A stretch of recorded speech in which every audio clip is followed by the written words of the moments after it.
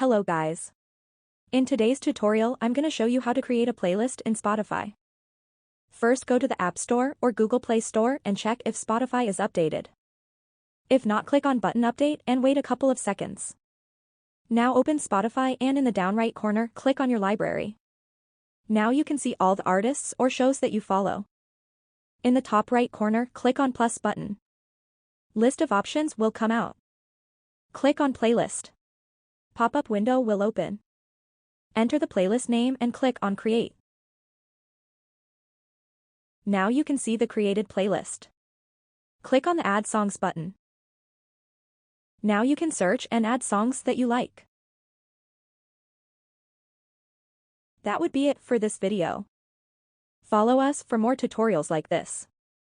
See you in the next video.